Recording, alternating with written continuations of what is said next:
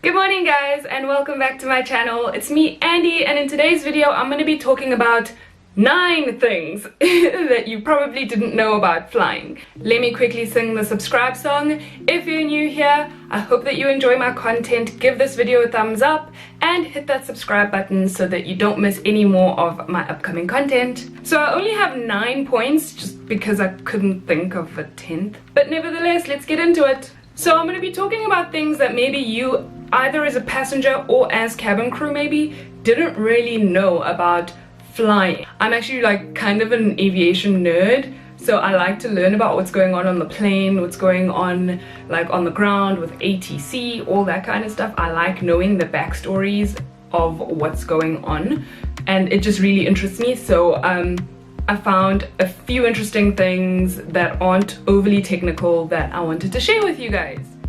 So the first thing you probably didn't know about flying is directed towards you passengers, who are always ready to shout at us flight attendants when any sort of delay happens.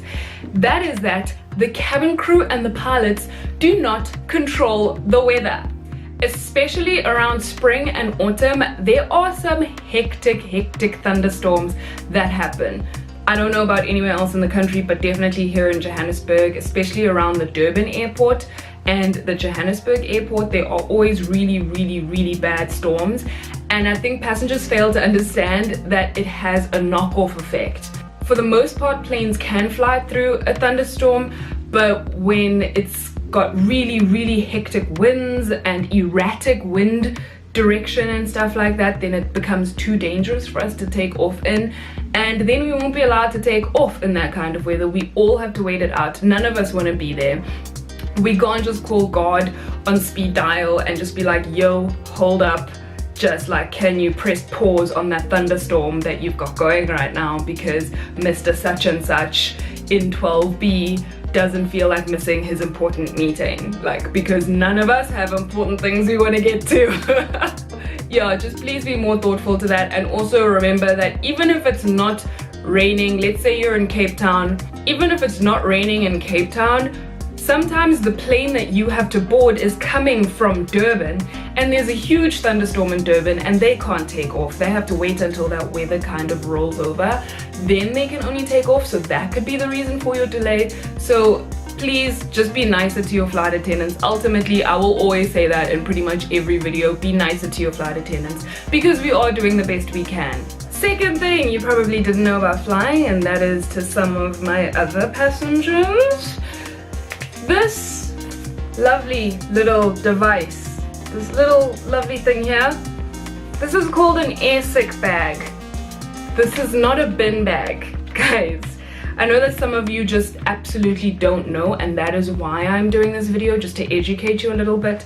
And something that I also try to tell my passengers during a flight when I hand them their food, that I will be back to collect it. Just leave it on your tray table and I'll come back and collect it. But you know what some of you go and do? You go and you use the air sick bag and throw your can of Coke or your packet of chips in here. That's not what this is for. Obviously you can use it for that if you have so much trash on your tray table that you don't know where to put it, then you can totally put it in here. But if it's just a packet of chips, like an empty bag of chips, really, it doesn't need to go in here. This is an air sick bag. This is so that when it starts to get bumpy and your belly starts to feel a little crazy, so that you can use this to throw up in, so that you don't throw up on other seats or other passengers. The third thing you probably didn't know about flying is that the pilots have 2 steering wheels, if that makes sense. They have a control wheel. I'll try to put pictures up while I explain this. But they've got this control wheel that they use that you probably see in movies, that when they're taking off they pull it back and then the plane goes up. That is their control wheel. That is what they use primarily to steer the plane during flight. So that wheel will help them control the plane's pitch, which is whether the nose is going up or down. So it makes us go higher or lower in the air. It helps us turn left or right and that kind of thing. But then on the ground, they can't use the same thing. They can't use the same wheel to help us steer. If we have to turn while we're taxiing and go to our gate, they don't use the same control wheel. They use this little device called a tiller. It is a second steering wheel, and I think it's mostly on the captain's side of the plane, so it's on the left-hand side of the plane, and the captain uses one hand. He can use two if he wants, but he usually uses just one hand.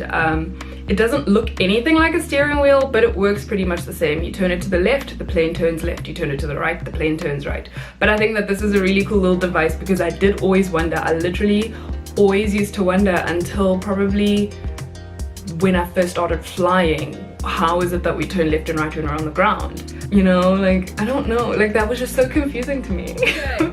Number 4, handing me your used cup or your half-eaten muffin while I'm still doing the service and I'm still pushing the actual service trolley is very unhygienic. So many people do this. Guys, it's common sense. If I'm holding a tray of food that's coming to hand you food, why would you hand me your trash? That just doesn't make sense. Wait until I come back out of the bin, or wait until you see me just walking down without anything in my hands, no trolley, then say, I'm sorry, can I please just give you this? Can you please throw it in the bin for me or something? But usually those of you who fly, even if you've flown only once or twice, you should have noticed by now that the flight attendants will come through the cabin with a service trolley where we are giving you food, we are serving you food, we are serving you your tea and coffee, or we're selling you your food or something. Then we give you a few minutes to finish eating. Then we come back out with a stripping trolley that we strip or clean up the cabin with.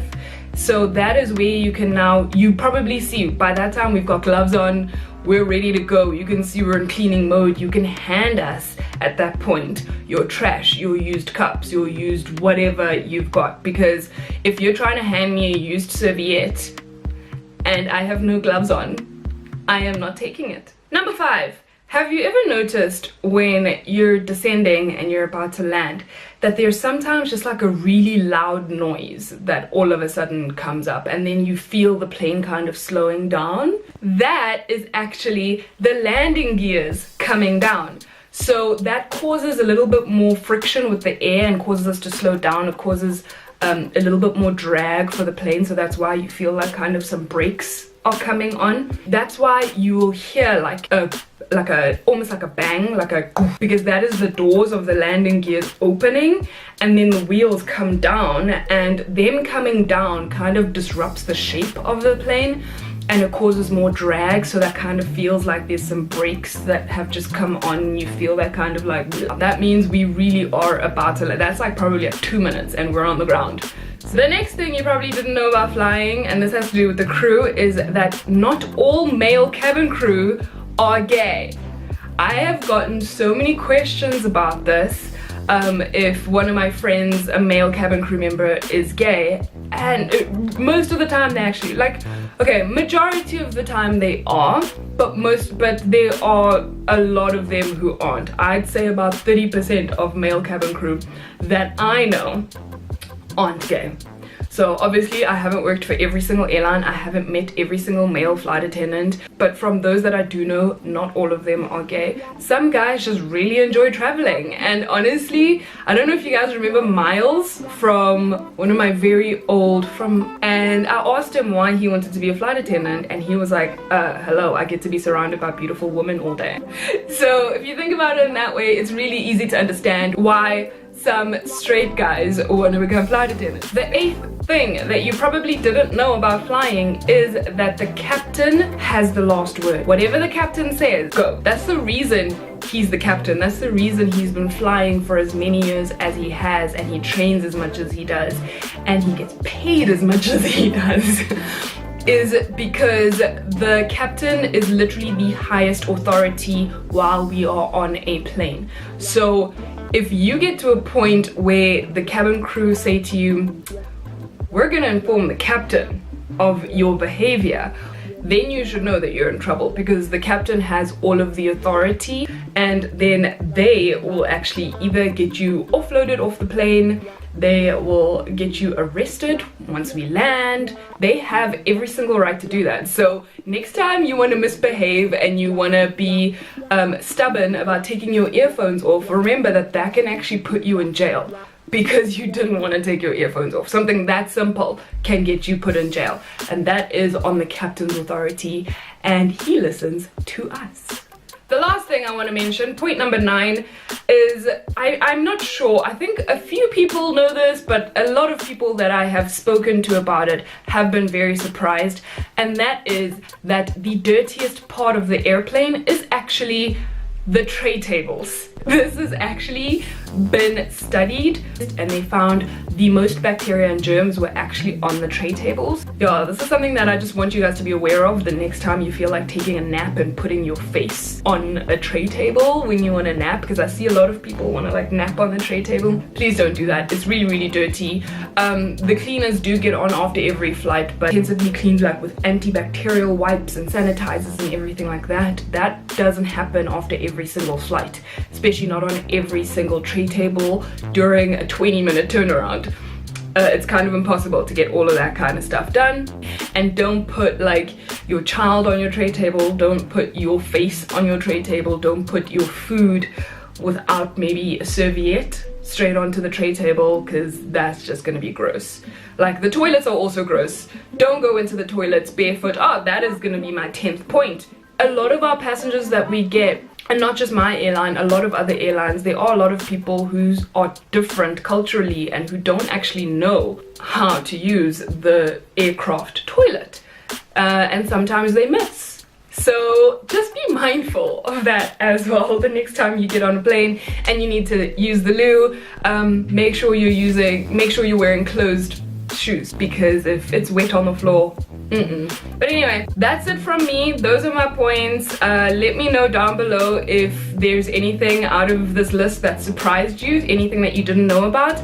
And if you are also in aviation, let me know about something that I might have missed, something that I might not know about flying, because I'm always keen to learn. I always love learning new things, especially if it has to do with flying. Thank you guys so much for watching this video. If you enjoyed it, please give it a thumbs up. I really enjoyed making it for you guys. I thought it was just a fun little video I could make for you where it's something just a little bit different. Anyway, I'm gonna go now. I'll see you all on the next video. Please don't forget to spread good vibes and be kind. Bye bye.